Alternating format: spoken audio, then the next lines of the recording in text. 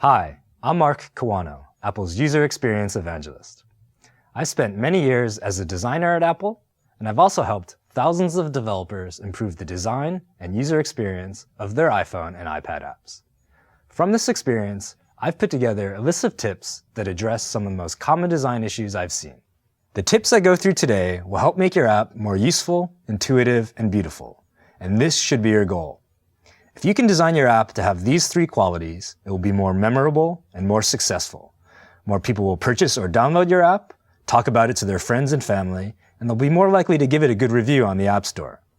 It doesn't matter what type of developer you are or what type of app you're building. The goal should be useful, intuitive, and beautiful. The tips are split into 7 different sections: focus, touch, animation, sound, language, typography, and graphics.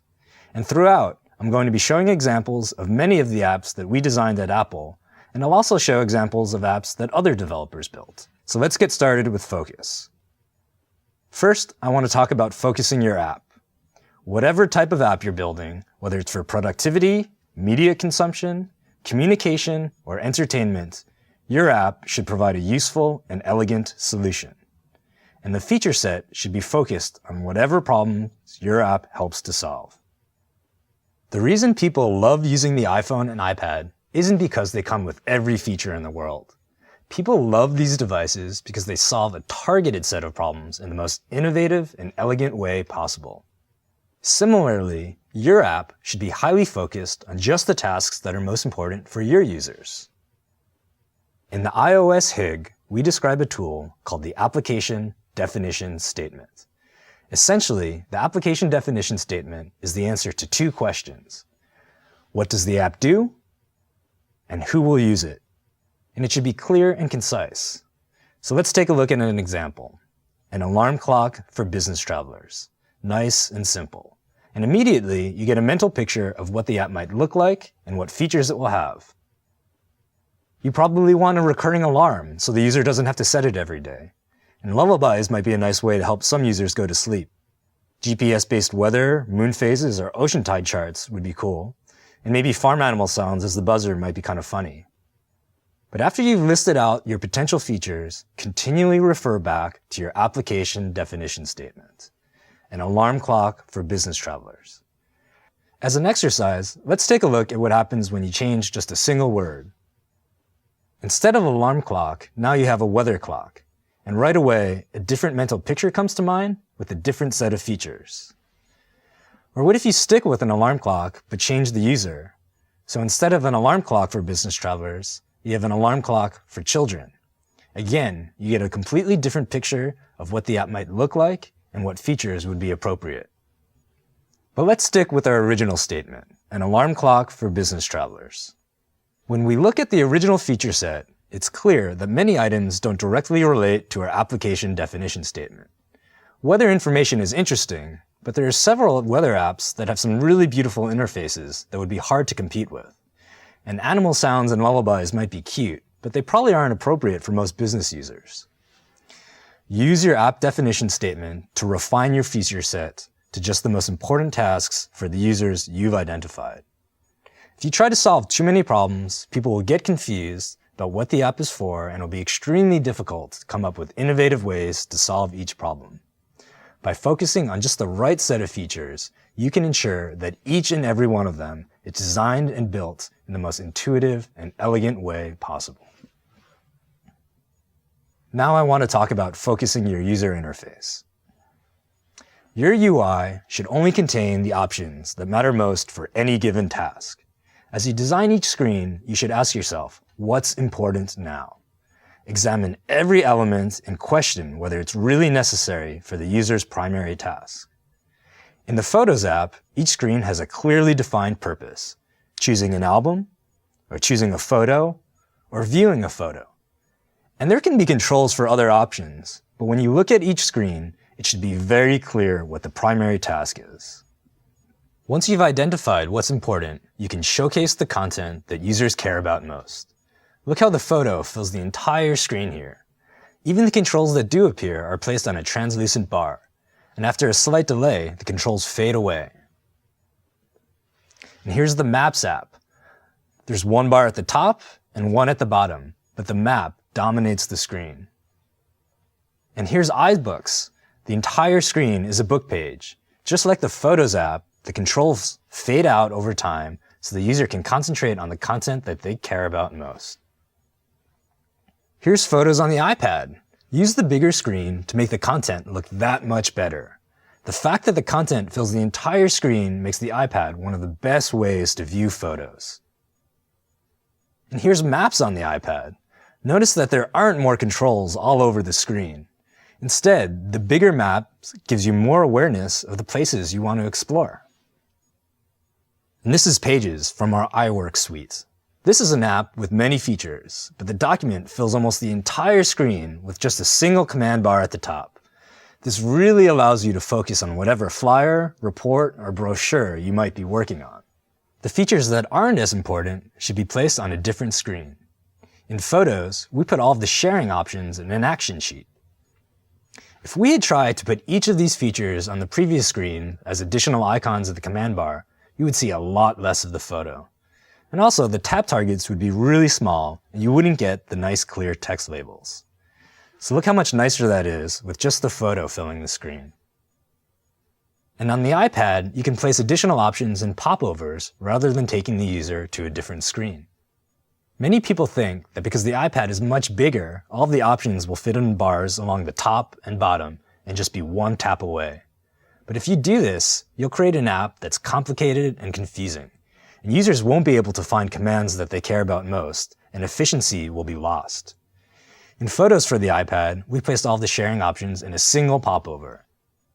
And popovers are nice because they're contextual. You can see the commands while continuing to view the content that they apply to. And in Pages on the iPad, we've placed a lot of functionality in popovers. When you tap on an item in the document, the popover updates to provide just the options that make sense for the selected item. In iBooks, there are display and typeface options in popovers, so the book page can fill the entire screen. So that was Focus. Remember, focus your app. Create an application definition statement so you can spend your time on a targeted set of features. And focus your UI. Don't overcrowd the screen and expose every feature at once. Instead, showcase the content that people care about most and place secondary options in popovers or a separate screen. When you design for clarity rather than the minimum number of taps, your users will be much more efficient at whatever task they're trying to complete. So the next topic is touch. Optimizing your UI for the touchscreen is one of the biggest shifts you'll have to make if you've been designing for the web or desktop where there's a keyboard and mouse. It's really important that you design controls with the finger in mind. Having buttons or other controls that are too small is one of the most common problems I see in iOS apps. Imagine trying to use an elevator that was designed to be used with a mouse instead of a finger. The buttons would be very small and close together, and when you tried to tap one, you'd probably select all the floors above and below the one you wanted to go to. It sounds ridiculous, yet so many apps don't provide controls sized for a finger. In the iOS HIG, we recommend tap targets to be 44 by 44 points at a minimum, and the built-in calculator app is a great reference to follow. But remember, not all apps are used the same way or by the same people, so it's important to consider the usage. This is the Nike Plus GPS app for runners, and it connects to a pedometer and Nike Plus sneakers and tracks distance, time, and location. It even gives you audio feedback when you listen to your iPod music to encourage you as you run. And notice how they made the pause button nice and big so it's easy to tap when you're on the go. And this is an app that plays songs for kids called Kids Song Machine. Since it's targeted at very young children, the exit and lyrics buttons are nice and big. On a touchscreen, it's also important to provide a good amount of space between controls. When you put controls right next to each other, you increase the chance that your users will accidentally tap the wrong item. Here's Cut the Rope. It's one of the most popular games on the App Store, and it's incredibly addictive and consistently ranked in the top most paid-for apps. And Cut the Rope does a great job spacing the different buttons in the pause menu. Usually you've paused a game because you were distracted by something. Providing the extra space ensures that you won't accidentally quit the game and lose any progress that you may have made on that level. And here's cut the rope for the iPad. All of the same rules about spacing and sizing still apply. The screen may be much larger, but remember that your fingertip is the same size. Users also expect immediate feedback when using a touchscreen. So take a look at the passcode screen. Every button has visible tap states, and other parts of the UI update. When waiting outside an elevator, you've most likely interacted with a button that doesn't provide good feedback. So you press the button and nothing happens. So you press it again and again.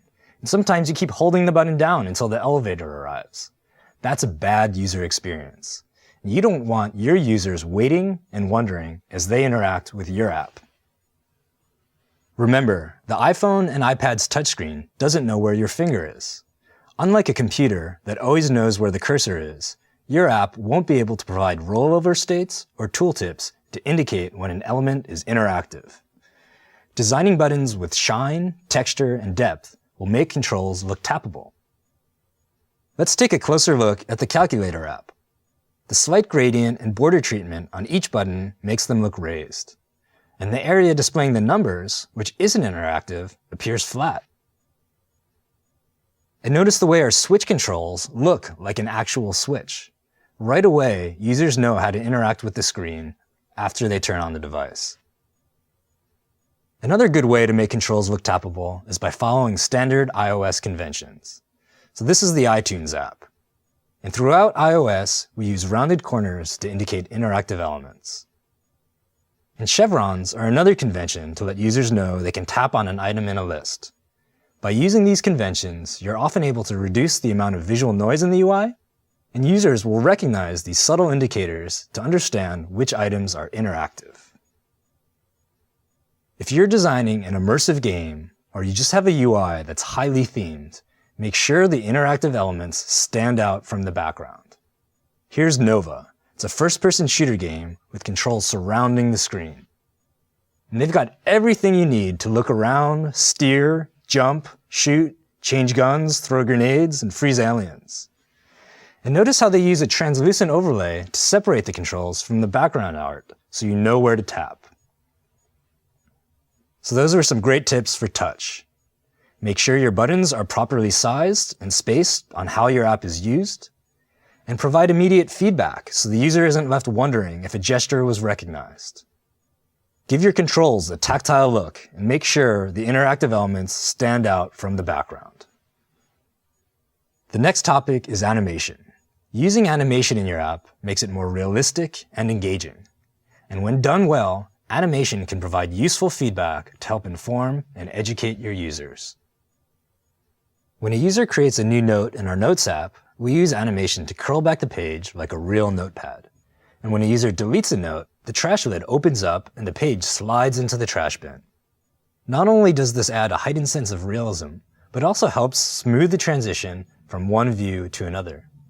In the real world, objects don't just appear and disappear, and if you see this in an app, it can be very confusing. Animation is also a great way to acknowledge a user's action and assure them that something is happening. In the iTunes app, we use animation to let a user know when a song preview is being downloaded, and if they buy a song, an animation lets them know where to find their purchases without forcing them to leave the screen or read a modal dialogue. So let's take a look. You can see them previewing, and purchasing, and then downloading. Unless you're building a game, it's important that your animation is not gratuitous.